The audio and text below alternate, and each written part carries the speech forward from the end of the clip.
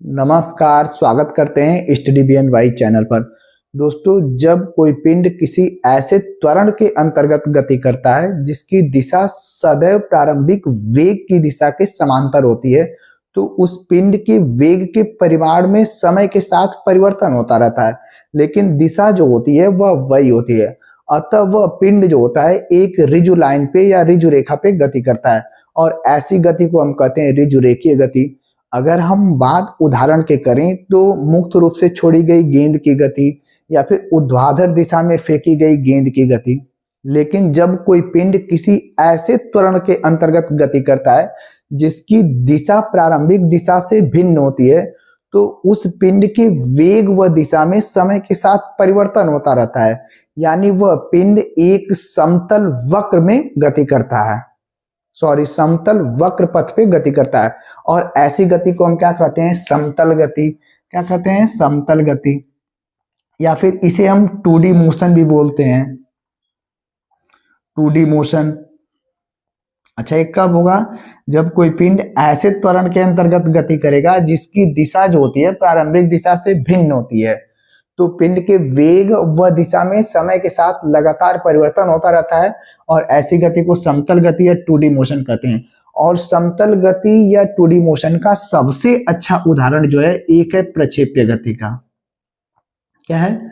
प्रक्षेप्य गति का। इसका सबसे अच्छा उदाहरण है प्रक्षेप्य गति। तो आज के टॉपिक में हम प्रक्षेप्य गति के बारे में बहुत अच्छे से पढ़ने वाले हैं। अच्छा, समतल गति के और सारे उदाहरण है, जैसे वृत्तीय गति हो गया। क्या हो गया? वृत्तीय गति, टेढ़ी मेढ़ी गति, टेढ़ी मेढ़ी गति। लेकिन आज के हमारे टॉपिक क्या है? प्रक्षेप्य गति, और यह एग्जाम की दृष्टि से बहुत ही इंपॉर्टेंट टॉपिक है। तो आज हम इसी के बारे में कवर करने वाले हैं। किसके बारे में? प्रक्षेप्य गति के बारे में। तो बात करें प्रक्षेप्य गति की, तो जब कोई पिंड ऊर्ध्वाधर दिशा से भिन्न किसी भी दिशा में फेंका जाता है, तो वह गुरुत्वीय त्वरण के अंतर्गत ऊर्ध्वाधर तल में एक वक्र पथ पे गति करने लगता है। कैसे पथ पे? वक्र पथ पे। और इसी गति को हम क्या कहते हैं? प्रक्षेप्य गति। इसी गति को क्या कहते हैं? प्रक्षेप्य गति। और इसके बनाए गए पथ को क्या बोलते हैं? प्रक्षेप्य पथ। और हमारा ये जो होता है यही क्या है? प्रक्षेप्य पथ है। तो ऐसी गति को क्या कहते हैं? प्रक्षेप्य गति। और इसके द्वारा बनाए गए पथ को क्या कहते हैं? प्रक्षेप्य गति। तो आइए इसको लिखते हैं। तो आइए इस परिभाषा को लिखते हैं। जब किसी पिंड को ऊर्ध्वाधर दिशा से भिन्न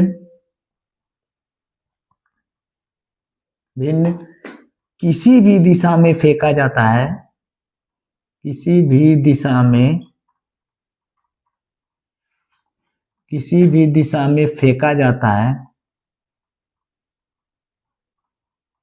जाता है, तो वह पिंड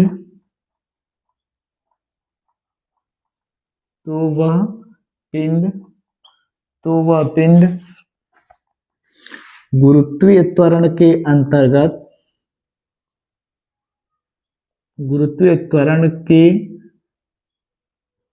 अंतर्गत ऊर्ध्वाधर एक वक्र पथ पर गति करने लगता है।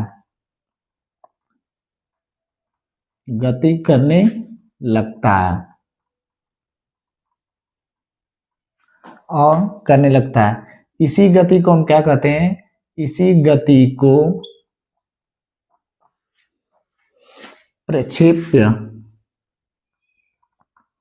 प्रक्षेप्य गति कहते हैं।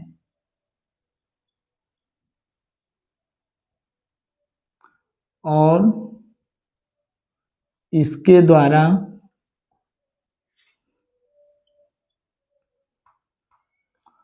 बनाए गए पथ को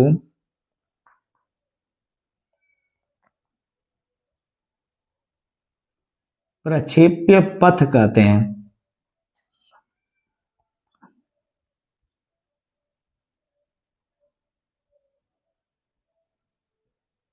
अच्छा, ऐसी गति को आप बहुत सारे उदाहरण में देखे होंगे, जैसे क्या है, तोप द्वारा छोड़े गए गोले की गति,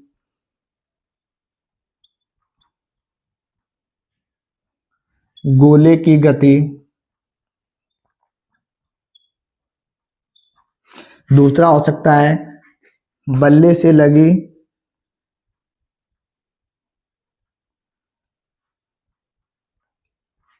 ऊर्ध्वाधर दिशा में, ऊपर, ये ध्यान है, ऊर्ध्वाधर दिशा में गेंद की गति। जहाज द्वारा गिराए गए बम की गति हो सकता है। तो ये बहुत सारे एग्जाम्पल हैं। एक चीज जहां समझ में आ रही है कि जो हमारा प्रक्षेप्य गति होता है या 2D मोशन होता है, प्रक्षेप्य गति, उसमें दो प्रकार का मोशन होता है। एक तो गेंद ऐसे ऊपर भी जा रही है, यहाँ गेंद यहाँ पे थी, इतना ऊपर गई, साथ ही साथ गेंद आगे भी बढ़ रही है। यानी इसमें जो गति होती है वो कई प्रकार की होती है, दो प्रकार की। एक हमारी गति होती है क्षैतिज गति, और दूसरी जो होती है वो क्या होती है, ऊर्ध्वाधर गति। ये तो कन्फर्म है, यानी दूसरी गति जो होती है ऊर्ध्वाधर गति होती है। यानी प्रक्षेप्य गति में दो प्रकार की गति होती है, क्षैतिज गति और ऊर्ध्वाधर गति। आइए एक बहुत मजेदार बात आपको बताने वाला हूं। मान लीजिए कि ये छत है, क्या है, छत है, यहां से कोई बालक है, एक गेंद को फेंक रहा है, और किधर, सीधे क्षैतिज दिशा में, यानी बिल्कुल छत के समांतर। तो जाहिर सी बात है गेंद ऐसे ऐसे जाएगी, ठीक, ऐसे नीचे गिरेगी, ये तो पता है। अगर हम मान लें कि इस जो वेग से भेग रहा है वो v1 है, क्या है, इसका वेग जो है v1 है, तो अब ये गेंद का यहाँ वेग क्या हो जाएगा, v2 हो जाएगा। और यहाँ भी इस गेंद पे एक चीज लगेगा, बल लगेगा, और वो कौन सा बल लगेगा, तो जाहिर सी बात है जी लगेगा। किधर लगेगा, गुरुत्वीय त्वरण। किधर लगेगा, नीचे लगेगा। यहां भी क्या लगेगा, जी लगेगा। ये भी कहां लगेगा, नीचे की तरफ लगेगा। अच्छा देखें आ रहा है कि नहीं, बोर्ड पे आ रहा है। यहां से अगर हम वेग परिवर्तन निकालें तो वेग परिवर्तन डेल भी बराबर क्या होगा, v2 माइनस v1 होगा। अच्छा, ग्राफ द्वारा निकालें तो हमारा पहला वेग क्या है, ऐसे है। अच्छा, दूसरा वेग क्या है, v2 इस दिशा में है, ऐसे, थोड़ा सा ये ज्यादा नीचे ऐसे आ गया, कुछ आगे ऐसे जाके गिरेगा, तो ऐसे है, ऐसे है। तो यहां आ रहा है कि नहीं, नहीं आ रहा है, एक मिनट, इसको मिटाते हैं।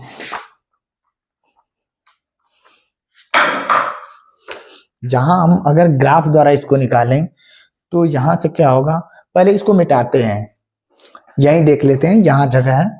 अगर हम इसको ग्राफ द्वारा बनाएं तो यहां से क्या होगा, जो हमारा v1 है क्या है, कुछ ऐसे है।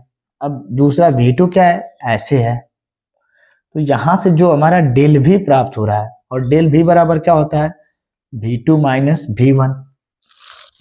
यहां डेल भी यानी वेग परिवर्तन की दिशा किधर है, बिल्कुल नीचे की तरफ है, किसके तरफ, गुरुत्वीय त्वरण के अंतर्गत। ये क्या बता रहा है, समझ में आ रहा है, ये बता रहा है कि जो वेग परिवर्तन होता है उसकी दिशा बिल्कुल गुरुत्वीय त्वरण के अंतर्गत है। यानी जो वेग परिवर्तन होता है वो केवल और केवल किसमें होता है, अगर ऊर्ध्वाधर वेग में, किसमें, ऊर्ध्वाधर वेग में। और हमारा जो क्षैतिज वेग होता है, क्षैतिज वेग, इसमें गुरुत्वीय त्वरण का कोई प्रभाव नहीं पड़ता। यानी क्षैतिज वेग में जी जो होता है, गुरुत्वीय त्वरण, इसका प्रभाव नहीं पड़ता है, ठीक। तो ये पॉइंट नोट कर लीजिएगा। अच्छा, ये क्या सिखाता है हमको, आइए इसको मिटाते हैं फिर बताते हैं। यानी यदि किसी पिंड को, बिल्कुल आप एक पिंड को यहां से क्या कर रहे हैं, ऐसे नीचे गिरा रहे हैं, ठीक, और दूसरे पिंड को ऐसे क्षैतिज दिशा में फेंक रहे हैं, तो ये भी नीचे गिरेगा, ठीक। यहाँ mg बल से नीचे गिरेगा, ये भी mg बल से नीचे गिरेगा। लेकिन ये क्या दिखा रहा है कि जो क्षैतिज वेग होता है उस पे g का मान क्या होता है, यानी इस वाले वेग पे, क्षैतिज वेग पे जी का मान का कोई असर ही नहीं है। क्षैतिज वेग पे जी काम नहीं करता है।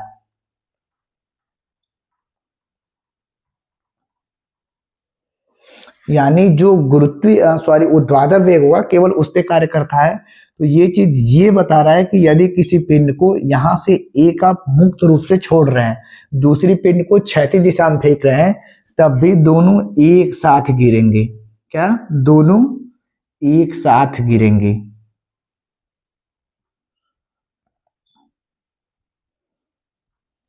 अच्छा, यहां आप बोल सकते हैं कि रियल लाइफ में तो ऐसा होता नहीं है। तो यदि आप वायु को, जो हमारी एयर है, उसको आप नगण्य मान लें, यानी जब एयर जो होगा घर्षण किसी बॉल पे या प्रतिरोध पैदा नहीं करेगा, तो ऐसी स्थिति में ये चीज होगा, हमारी दोनों बाल एक साथ गिरेंगी। एक बाल को बिल्कुल क्षैतिज दिशा में दूर तक फेंक रहे हैं, वो भी उसी टाइम गिरेगी और ये भी उसी टाइम गिरेगी। आइए इन सभी को मिटाते हैं और आगे देखते हैं। आइए देखते हैं प्रक्षेप्य का जो पथ होता है, यानी पाथ ऑफ प्रोजेक्टाइल क्या होता है। हम मान ले रहे हैं कि किसी एक तोप द्वारा एक गोले को जहां से ये क्षैतिज जमा रहा है और जहां से ये गेंदा फेंका जा रहा है, हम इसको मान ले रहे हैं कि ये मूल बिंदु O से फेंका जा रहा है, और जो ये क्षैतिज है, इस क्षैतिज से तोप द्वारा गोले को θ0 कोण पे फेंका जा रहा है। तो जाहिर सी बात है कुछ गेंद ऐसी जाएगी, इसमें तो कोई डाउट है नहीं। गेंद कैसी जाएगी? ऐसे जाएगी, और पुनः कहाँ मान ले रहे हैं? O डैश पे गिरेगी। ठीक, कहाँ गिरेगी? O डैश पे। और यहां से किस कोण पे छोड़ी जा रही है? तो थीटा कोण पे। किस कोण पे? थीटा कोण पे, θ0 कोण पे। और किस वेग से छोड़ी जा रही है? तो हम मान ले रहे हैं u वेग से छोड़ी जा रही है। किस वेग से? u वेग से। अच्छा, हम ये भी मान ले रहे हैं कि इस तोप द्वारा छोड़े गए गोले की जो अधिकतम ऊंचाई होगी, हम h मान ले रहे हैं, h ऊंचाई तक ही जाएगा। और यहां से क्षैतिज की अधिकतम दूरी को हम r मान ले रहे हैं। ठीक, ये चीज याद रहे, क्योंकि हम इसका पथ देखेंगे। प्रक्षेप्य का पथ क्या होता है, प्रक्षेप्य का उड्डयन काल क्या होता है, प्रक्षेप्य द्वारा अधिकतम परास यानी अधिकतम तय की गई दूरी कितनी होती है, प्रक्षेप्य द्वारा प्रक्षेप्य की यानी तोप की गोले की अधिकतम ऊंचाई कहां तक होगी, ये h, इन सारी चीजों को निकालेंगे। और सबसे पहले हम प्रक्षेप्य का पथ देखते हैं। अच्छा, जब गोल हम मान ले रहे हैं, यहां पहले लिख दें, पहले माना तोप के गोले को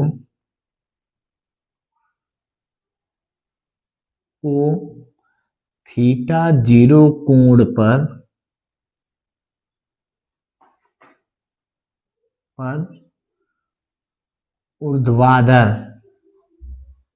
ऊर्ध्वाधर तल में गोले को ऊर्ध्वाधर तल में फेंका जाता है।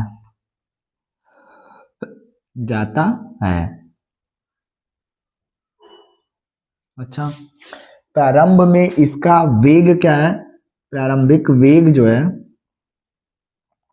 प्रारंभिक वेग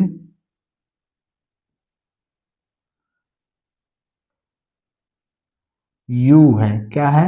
u है। अच्छा, ये मान ले रहे हैं, यहां से हमने कहा तोप के गोले थीटा कोण पे ऊर्ध्वाधर दिशा में ऊर्ध्वाधर तल में फेंका जाता है, प्रारंभिक वेग u है। अच्छा, क्षैतिज जो दूरी है, क्षैतिज अक्ष जो है वो क्या है? वो x है, जहां x मान ले रहे हैं, ये x है और ये y है। क्षैतिज अक्ष हमारी क्या होगी? OX है, और ऊर्ध्वाधर अक्ष क्या हो जाएगी?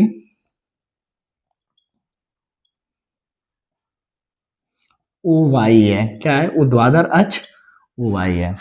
अच्छा, यहां से अगर हम घटक निकालेंगे, यहाँ क्या है? u है, तो क्षैतिज घटक क्या हो जाएगा? UX होता है, और ये क्या होता है? UY होता है। अच्छा, ऐसे जाके अगर यहाँ थीटा कोण बना रहा है, तो इसका अगर वेग यहाँ क्या है? v है, यहाँ पे क्या हो जाएगा? केवल ये v बराबर क्या हो जाएगा? Vx हो जाएगा, क्योंकि ऊर्ध्वाधर अब यहाँ तो जाएगा नहीं, यानी यू वाई हमारा क्या हो गया, यहाँ 0 हो गया। अब यहाँ से अगर ये कोण थीटा है, ये क्या होगा, वी एक्स हो जाएगा, ये क्या हो जाएगा, वी वाई हो जाएगा। यहाँ पे वही होगा, ये वी एक्स वी वाई, ये क्या हो जाएगा, थीटा हो जाएगा। पुनः गेंद यहाँ गिर रही है तो यहाँ क्या हो जाएगा, ये हो जाएगा वी एक्स, ये हो जाएगा वी वाई, और ये क्या हो जाएगा, थीटा 0। अब मान ले रहे हैं यहाँ ओ पॉइंट पे गिर रही है, तो यहां से क्षैतिज घटक क्या होगा, क्षैतिज घटक यू एक्स बराबर क्या हो जाएगा, यू कॉस थीटा 0, और ऊर्ध्वाधर घटक क्या हो जाएगा, ऊर्ध्वाधर घटक यू वाई बराबर यू साइन थीटा 0। ये समझ में आ गया। अच्छा, किसी वेग का घटकों में वियोजन कैसे होता है मैंने पीछे बताया, प्लेलिस्ट में देख सकते हैं। प्लेलिस्ट कौन है, तो सदिश विश्लेषण एवं प्रक्षेप्य गति, और उसमें वेक्टर से संबंधित वीडियो है, वहां इस पे बताया गया है, तो वहां आप देख सकते हैं। अच्छा, एक चीज ध्यान दीजिए, जो पिंड का क्षैतिज वेग है, पिंड का क्षैतिज वेग,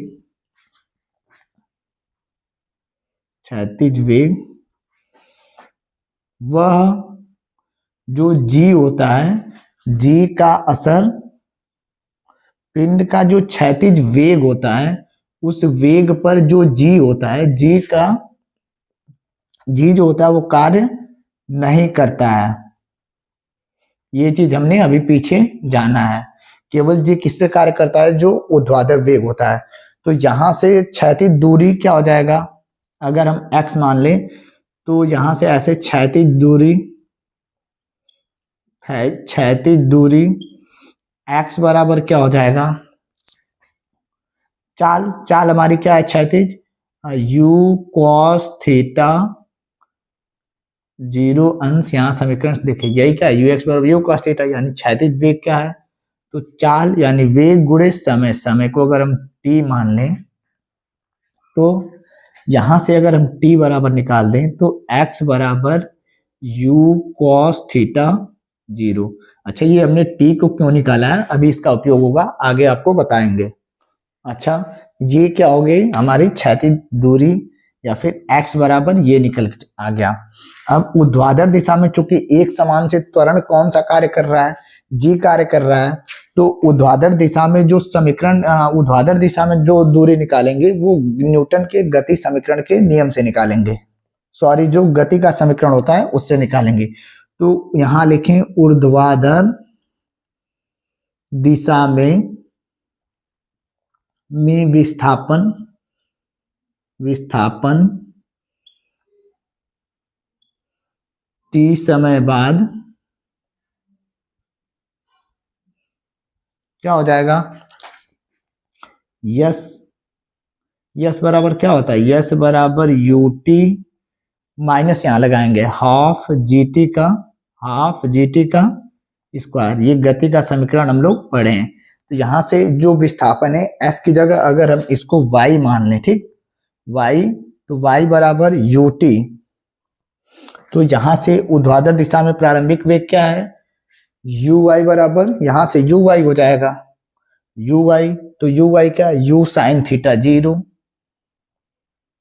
क्योंकि ऊर्ध्वाधर वाले वेग से मतलब है ना, इधर वाले वेग से तो मतलब है नहीं। तो y बराबर यू साइन थीटा 0, और t की जगह क्या रख दें, यहाँ t है, t की जगह क्या रख दें, x यू कॉस थीटा 0, यहाँ माइनस हाफ जी, क्योंकि ऊर्ध्वाधर के विपरीत दिशा में बॉल जा रही है इसीलिए यहाँ क्या होगा, माइनस होगा। तो माइनस 1/2 जी और t का स्क्वायर, t बराबर क्या है, x बटा के u कॉस थीटा 0 इसका स्क्वायर। अगर इसका हम विस्तार करें तो यहां से y बराबर क्या निकल के आ जा रहा है, u, ये साइन थीटा अपन कॉस थीटा, यहां से u से u तो कट जाएगा, यहां से ऐसे काट भी सकते हैं, तो ये मिटा दे रहे हैं। तो साइन थीटा अपन कॉस थीटा क्या हो जाएगा, टैन थीटा tan थीटा 0, और ये क्या निकल के आ जाएगा x माइनस 1/2, यहाँ से क्या हो जाएगा 1/2g x का square u square cos theta 0 का स्क्वायर। ये हमें क्या मिल गया, एक समीकरण मिल गया। अच्छा, ये समीकरण कैसा है?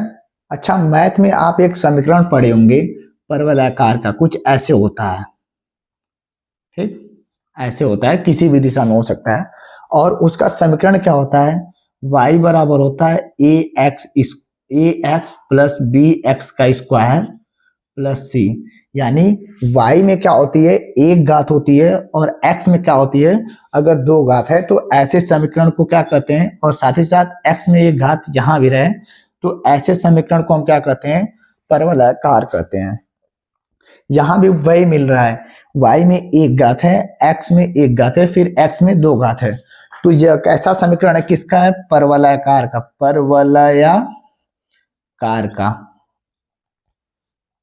यानी यहां से क्या सिद्ध होता है कि जो प्रक्षेप का पथ होता है वो कैसा होता है, तो परवलयाकार। तो ये एग्जाम में दे देता है कि सिद्ध करिए कि प्रक्षेप का पथ जो होता है वो परवलयाकार होता है, तो यहां से इसको आप सिद्ध कर सकते हैं। आइए इसको मिटाते हैं और प्रक्षेप का उड्डयन काल क्या होता है इसके बारे में बात करते हैं। आइए देखते हैं प्रक्षेप का उड्डयन काल।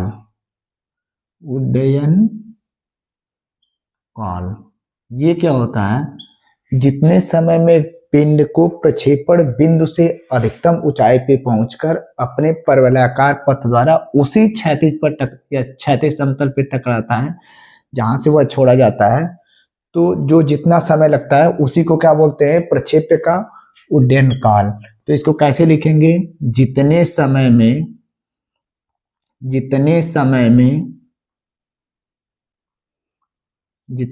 में कोई पिंड अपने प्रक्षेपण बिंदु से अधिकतम ऊंचाई पर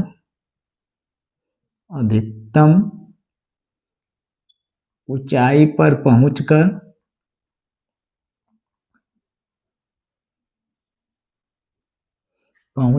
अधिकतम ऊंचाई पर पहुंचकर परवलयाकार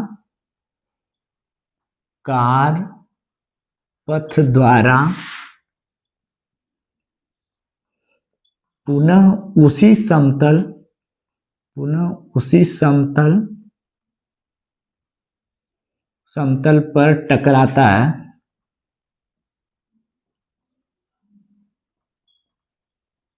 उसी समय को क्या कहते हैं, उड्डयन काल कहते हैं।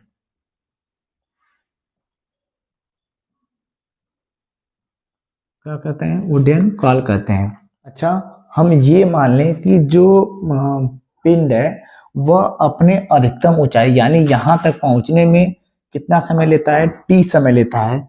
मान ले रहे हैं, माना यदि पिंड जो है अधिकतम ऊंचाई तक पहुंचने में यदि t सेकेंड लेता है,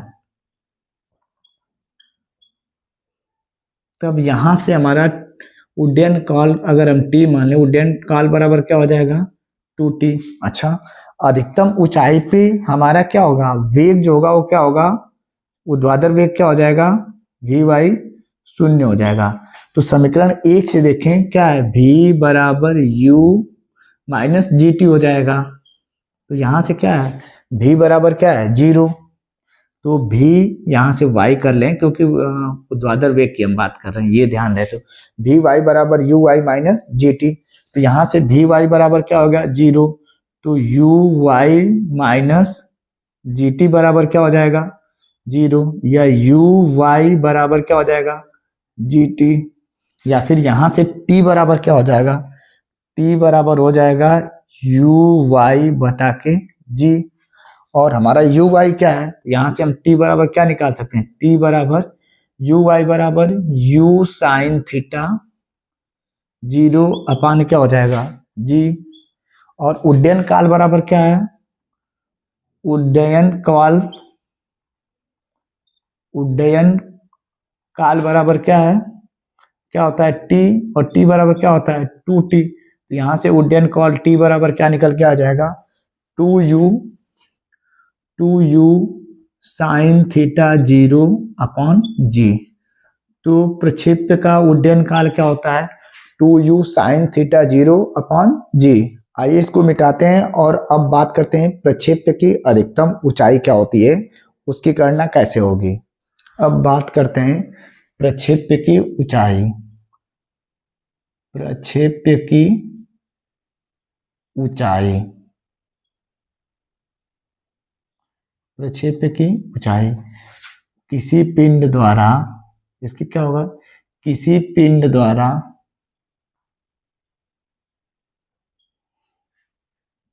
अधिकतम अधिकतम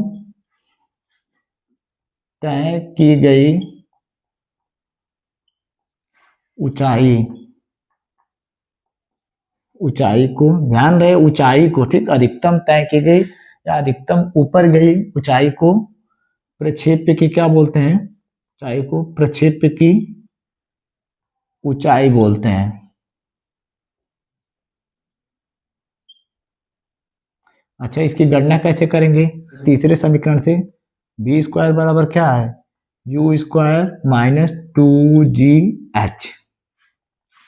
तो यहां से ये चीज ध्यान रहे, यहाँ यू वाई कर ले रहे हैं क्योंकि केवल हम ऊर्ध्वाधर वेग की गणना यहाँ करेंगे, क्योंकि यहाँ क्या निकलना है, ऊंचाई। तो यहाँ से देखिए अधिकतम ऊंचाई पे हमारा भी वाई यहाँ क्या हो गया है, 0 हो गया है, क्योंकि यहाँ बॉल रुक जाएगी, यानी ऊर्ध्वाधर वेग हमारा क्या होगा, 0। तो यहाँ से भी वाई बराबर क्या हो जाएगा, 0। तो यहाँ से यू वाई का स्क्वायर बराबर क्या हो जाएगा, -2gh, सॉरी यहाँ बराबर हो जाएगा क्योंकि ये 0 हो गया तो ये इधर आ जाएगा, ठीक। तो यहां से अगर 2gh बराबर हम निकालें तो यू वाई का स्क्वायर, या फिर h बराबर यू वाई का स्क्वायर बटा के 2g, या फिर h बराबर हमारा क्या निकल के आ जाएगा, यू वाई, यानी यू साइन थीटा 0 का स्क्वायर बटा के 2g। या फिर इसको ऐसे भी लिख सकते हैं, h बराबर u square sine square theta 0 बटा के 2g। ये हो गया किसी पिंड द्वारा तय की गई अधिकतम ऊंचाई। अच्छा, किसी पिंड द्वारा अगर अधिकतम ऊंचाई पहुंचना है तो उसके लिए क्या होगा, हमको बिल्कुल सीधे फेंकना होगा, यानी थीटा बराबर क्या हो जाएगा, 90 अंश।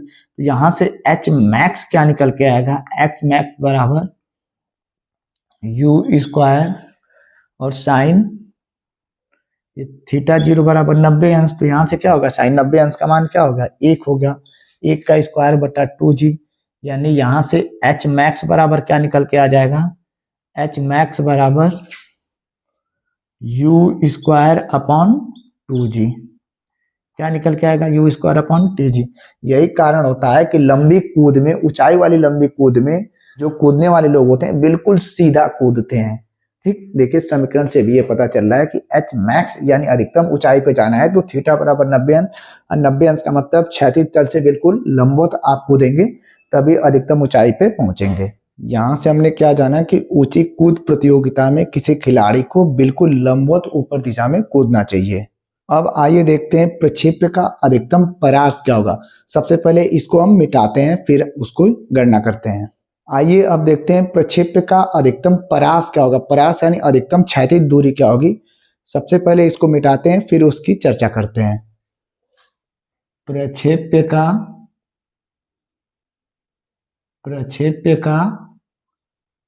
परास, प्रक्षेप्य का परास ये क्या होगा, पिंड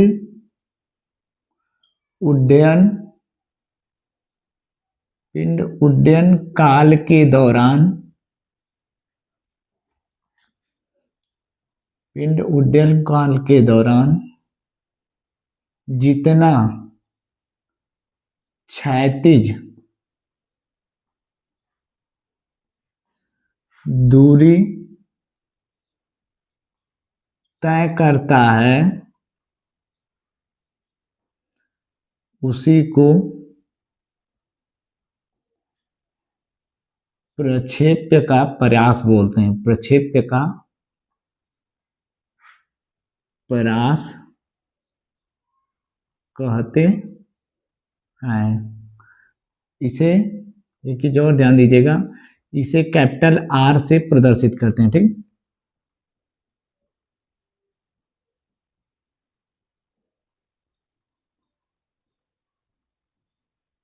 अच्छा, फिर क्षैतिज प्रयास बराबर क्या हो जाएगा, यहां से तय की गई क्षैतिज दूरी यानी क्षैतिज दूरी इंटू क्या हो जाएगा हमारा उड्डयन काल इंटू उड्डयन काल। तो यहां से क्या निकल के आएगा, यहां से निकलेगा क्षैतिज दूरी क्या है, सॉरी क्षैतिज चाल हो जाएगी। यहां से क्या हो जाएगी क्षैतिज चाल, चाल गुणे समय, यहां से दूरी निकल के आ जाएगी।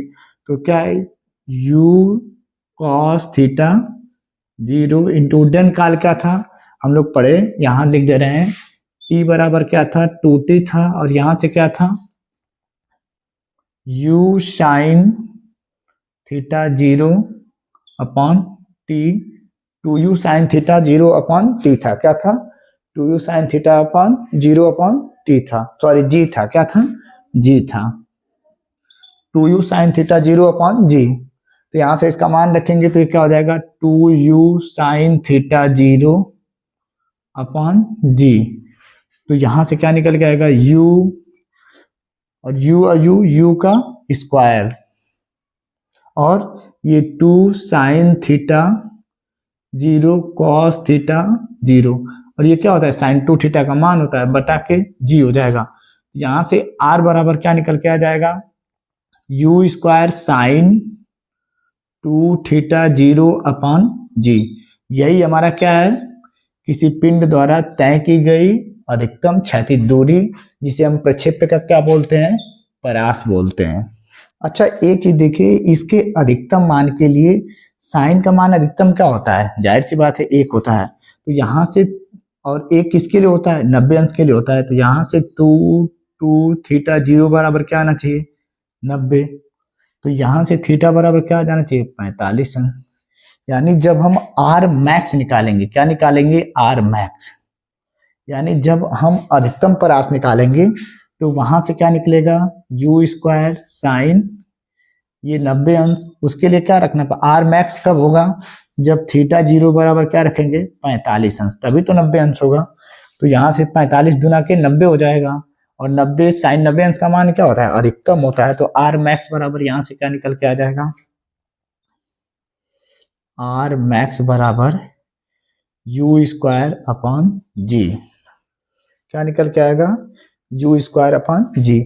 यानी अगर क्षैतिज प्रयास सबसे ज्यादा तय करना है तो उसके लिए आपको थीटा 0 कितना रखना होगा 45 अंश रखना होगा। यानी 45 अंश के कोण पे क्षैतिज दूरी क्या होगी अधिकतम होगी, या फिर प्रक्षेप्य का जो प्रयास होगा अधिकतम होगा। इस हिसाब से जो उड़ा कूद प्रतियोगिता होती है गांव में हमारी, उसमें उड़ा कूदक जो होता है, जो उड़ा कूदता है, अगर वह 45 अंश के कोण पे कूदे तो वो क्या होगा सबसे अधिकतम दूरी पे जाएगा, और ऐसा करता भी है।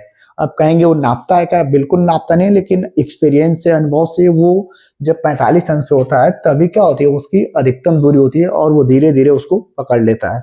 तो अधिकतम लंबी प्रयास कूदने के लिए किस अंश पे कूदता है 45 अंश पे। यानी जो लंबी कूदने वाला खिलाड़ी होता है वो हमेशा 45 अंश के कोण पे कूदता है, जिससे वह अधिकतम मैक्सिमम प्रयास पाता है। अच्छा, हम थीटा की जगह क्या ले लें, थीटा की जगह थीटा 0 की जगह हम 90 माइनस थीटा ले लें, 90 माइनस थीटा 0 ले लें। उस स्थिति में क्या देखते हैं, अगर इसको हम समीकरण 3 मान लें तो 3 समीकरण में रखने पे, तो यहां से देखिए हमारा क्या हो जाएगा आर बराबर हो जाएगा, आर बराबर हो जाएगा you square sine square, sorry you square sign 2 theta 0 बटा के क्या है जी है। अब थीटा 0 की जगह अगर हम 90 माइनस थीटा लिखें, यहां से आर बराबर क्या निकल के आएगा, यू स्क्वायर साइन, यहाँ 2 हो जाएगा, साइन 2 90 माइनस थीटा 0 बटा के जी। तो आर बराबर क्या हो जाएगा, यू स्क्वायर साइन क्या हो जाएगा 90 दूना के 180 माइनस 2 थीटा 0 बटा के जी। यहां से आर बराबर क्या निकल के आ जाएगा, आर बराबर u square sine, sine 180 minus theta क्या होता है साइन थीटा, तो साइन क्या हो जाएगा 2 थीटा 0 अपॉन जी। यानी पुनः क्या मिल गया, वही समीकरण मिल गया। अब आप बोलेंगे सर ये मुझे क्यों बता रहे हैं, तो इसका भी एक कारण है। देखिए क्या है, अगर थीटा बराबर 45 अंश को छोड़ के, ठीक, थीटा 0 बराबर 45 अंश को छोड़ के किसी भी कोण में या किसी भी एंगल पे बॉल को फेंकेंगे, तब भी वो क्या होगी, केवल एक ही अधिकतम प्रयास तय करेगी। थीटा बराबर 30 ले लेंगे, यहाँ थीटा बराबर 30 अंश पे देख लीजिए इस समीकरण में, 30 अंश पे भी आर उतना ही आएगा, 60 अंश पे उतना ही आएगा। यानी 90 अंश को छोड़ के कोई भी मान रखेंगे तो वो हमेशा एक ही प्रयास का अधिकतम प्रयास आर पार प्राप्त होगा। कहने का मतलब यदि किसी फुटबॉल को आप 30 अंश के कोण पे मार रहे हैं, अब पुनः उसी फुटबॉल को 60 अंश के कोण पे मार रहे हैं और सेम वेग है, तो दोनों स्थिति में जो प्रयास होगा यानी ये क्षैतिज दूरी होगी सेम होगी। अब आइए इसको मिटाते हैं और कुछ इंपॉर्टेंट पॉइंट पढ़ते हैं प्रक्षेप्य के बारे में। अच्छा, हम लोगों ने प्रक्षेप्य गति के बारे में क्या सीखा, प्रक्षेप्य जो गति है इसके बारे में सबसे नोट करते हैं। सबसे पहला पॉइंट क्या सीखा, इसका पथ जो होता है वो क्या होता है, परवलयाकार होता है, परवलयाकार होता है। अच्छा, इसके लिए समीकरण क्या निकला, हमारा निकला था y बराबर tan थीटा 0 माइनस जी बटा के 2u square cos square theta 0, और ये क्या था x का स्क्वायर था। और यही समीकरण क्या हमको बताया कि इसका पथ जो होता है प्रक्षेप्य गति का कैसा होता है, परवलयाकार होता है। दूसरा ये क्या था, पहला पॉइंट था। दूसरा पॉइंट हमने क्या सीखा कि जो इसका उड्डयन काल होता है, उड्डयन काल, इसको कैसे प्रदर्शित करते हैं, t से, और t बराबर क्या होता है 2t, और यहां से क्या होता है 2u साइन थीटा 0 बटा के g, और ये क्या था उड्डयन काल था। और हमने तीसरा पॉइंट क्या सीखा, प्रक्षेप्य की ऊंचाई, क्या सीखा, प्रक्षेप्य की ऊंचाई। और ये h बराबर क्या प्राप्त हुआ हमको, you square sine square theta 0 बटा के 2g था, यही था ना, you square sine square theta 0 बटा के 2g। और यहां से h मैक्स बराबर क्या निकला था, h हमारा मैक्स निकला था, यानी थीटा बराबर 90 अंश, तो यू स्क्वायर बटा के 2g ये प्राप्त हुआ था। और अंतिम हमारा निकला था प्रक्षेप्य का परास, क्या निकला था, प्रक्षेप्य का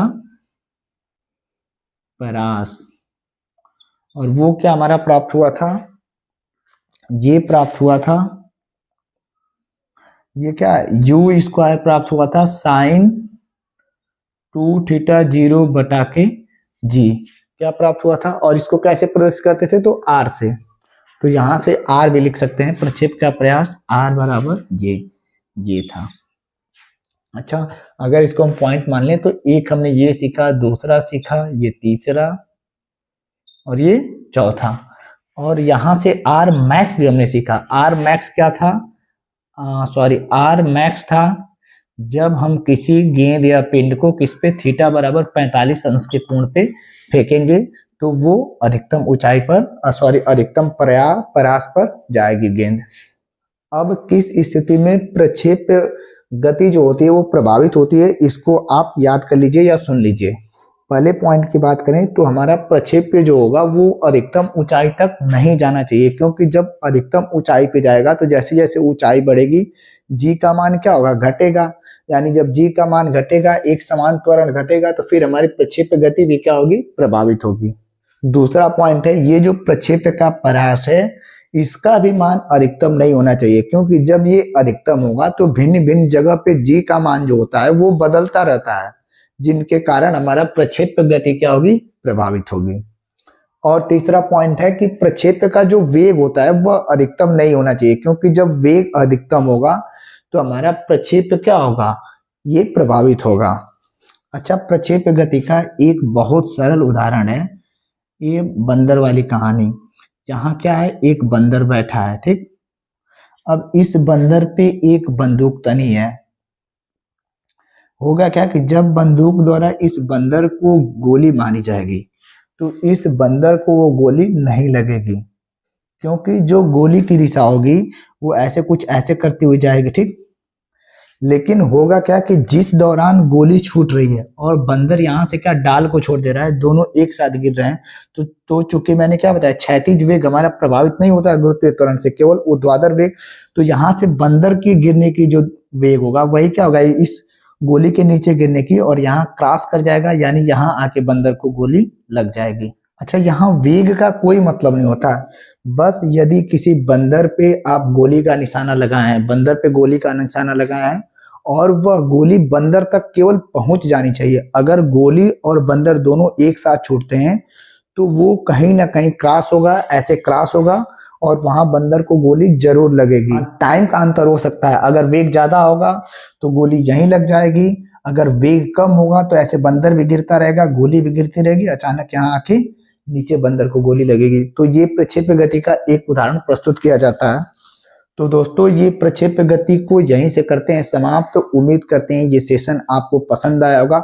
अगर ये वीडियो आपको पसंद आती है और हमारे द्वारा की गई मेहनत आपके लिए कामयाब होती है तो प्लीज वीडियो को लाइक करिएगा और अपना प्यार देने के लिए चैनल को सब्सक्राइब करिएगा। मिलते हैं तब तक अगले वीडियो में, तब तक के लिए जय हिंद, जय भारत।